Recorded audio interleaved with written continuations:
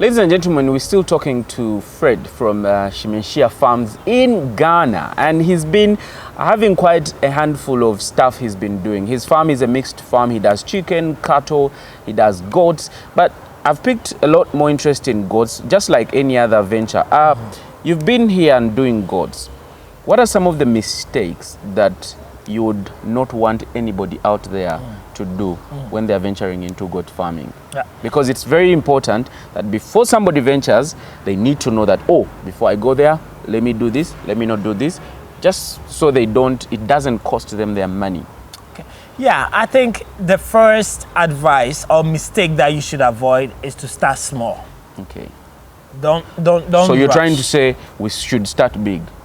You should start small, but think big. Oh, you're saying somebody should start small, but having a bigger vision. Exactly. Okay. You know exactly what you want to do, which is either goat breeding or commercial for meat production or for milk production. That is your vision. Great. But it doesn't mean start with 20 goats at a time. Maybe you have capital, you think, oh, this is not expensive, I can buy 20. But you don't have the experience. And you can buy the experience with money, even in some part of our continent. Trust me.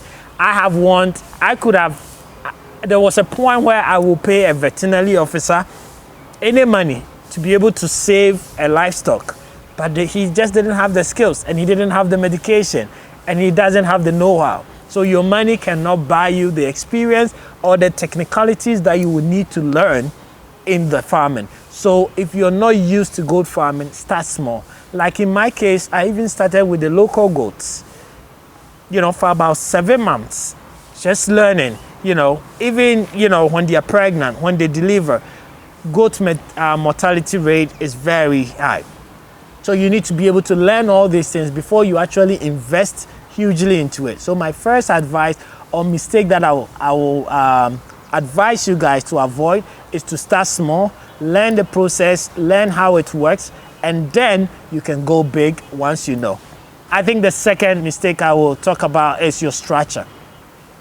Goat farming is cheap to do. The amount of money I invested into cattle ranch is completely way higher than what I invested into my goat ranch. So you can build it cheap, but that doesn't mean you should build it anyhow. I started my goat farm actually when I was in the US, and my team had to build a goat pen. Even though I shared the whole plan, the idea with them, it still had a lot of mistakes when I came, I had to, take it all off and sort of rebuild even the platform again. Why? Because the platforms were too close and wasn't level. So the goats walking on it could just break their legs. Again, you want their dunk and pee to also go down and fall down instead of staying there and you having to clean. If you do that, it brings a lot of diseases. Building the pen itself needs to be elevated instead of being on the ground, right? So these are some of the mistakes as well that just in terms of structure. The third thing I can talk about is feeding. Have your feed source before you buy your livestock. Sometimes we're just too in a rush. Too excited. The idea comes, we're like 5 goats, bam, I'm ordering. They come, what are you gonna feed them? Now you have to go scramble like cassava peels and some stuff. It's not gonna help you. You're gonna lose money. It's high time we think of farming like a business. It's not a hobby. We are not joking. Otherwise, we can inspire you. You can inspire the other person. You can inspire your children. But we think of it like a business. And that's why I've actually taken upon myself to get brachiaria grass in the hands of every livestock farmer in Africa.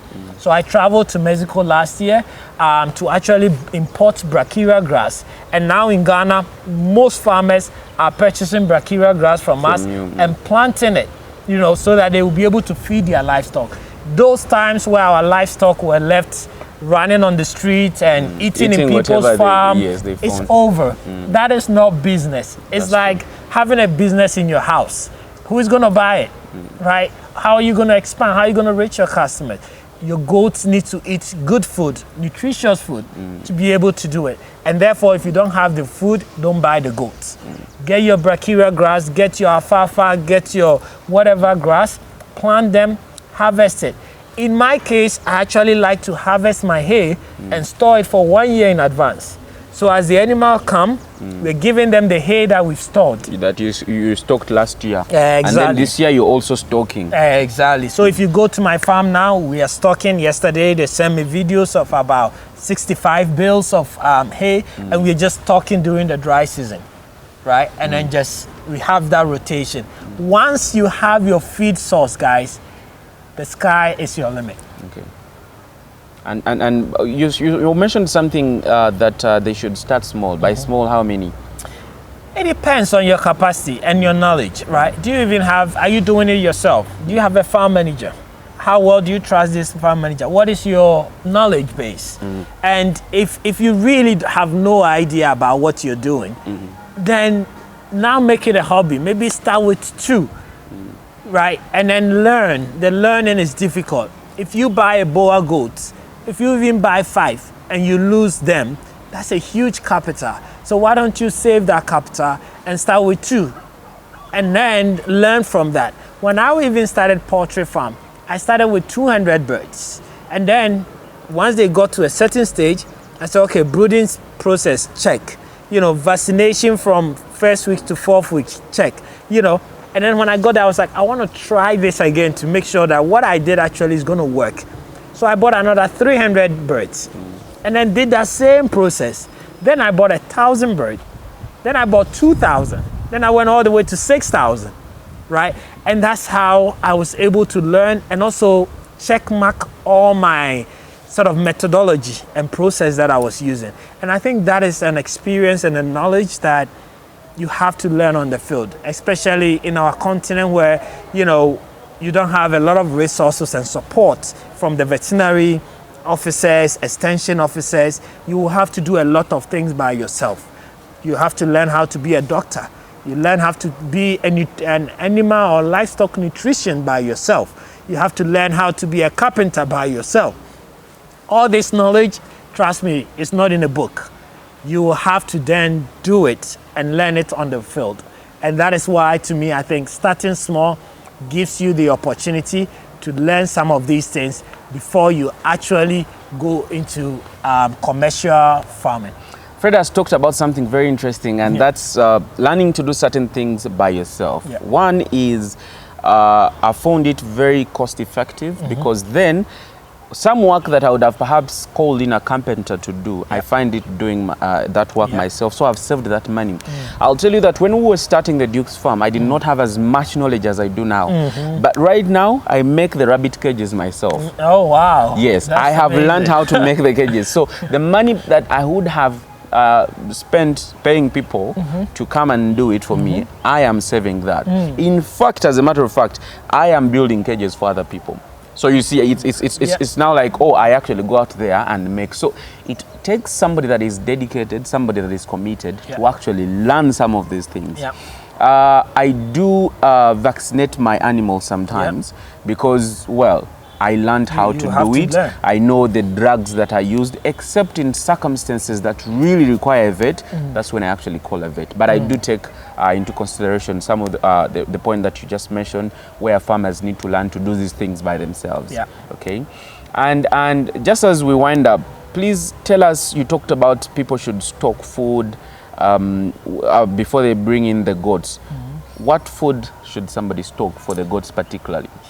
I think in terms of goats, maize is huge. I give my goats maize and I give my goats brachiaria grass. I'm trying alfalfa testing. I test a few, it didn't work. I've had a few other varieties that I'm gonna test in Ghana.